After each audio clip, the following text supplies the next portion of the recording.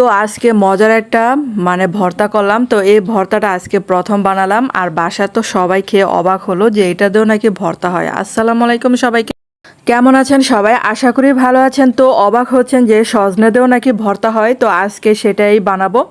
তো এখানে সজনাগুলো বেছে এরকম করে টুকরো করে নিয়েছি, তারপর একটু প্যানে অল্প তেল দিয়েছিলাম।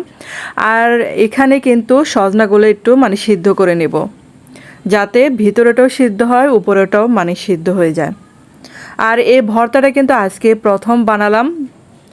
তো আমার চ্যানেলে যদি নতুন হয়ে থাকেন অবশ্যই কিন্তু চ্যানেলটাকে সাবস্ক্রাইব করে পাশে থাকার অনুরোধ রইল, এবং সাথে যাতে বেল আইকনটা আছে সেটা ক্লিক করে দেবেন, তাহলে কিন্তু প্রতিদিনের ভিডিও নোটিফিকেশন চলে যাবে।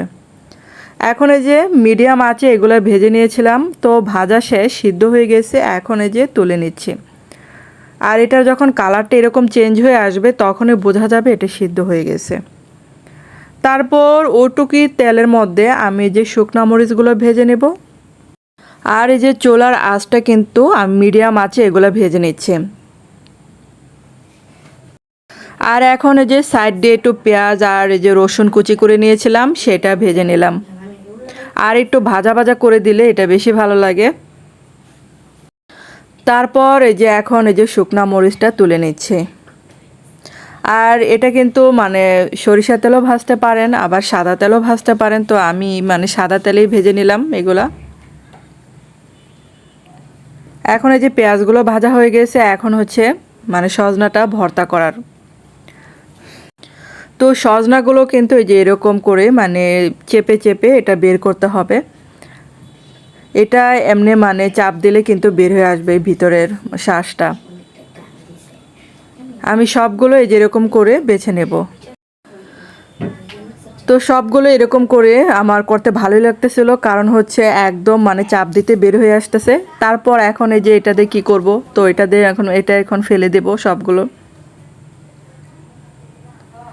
তারপরে যে একটু লবণ নিলাম, আর এখন এই যে মরিচগুলো বেছে, তারপর আমি সবগুলো মরিচ দিব না, কারণ বেশি ঝাল হয়ে যাবে। তো মরিচগুলো ভালো করে ডলে ডলে এখন এই যে ভর্তাটা মাখাতে হবে।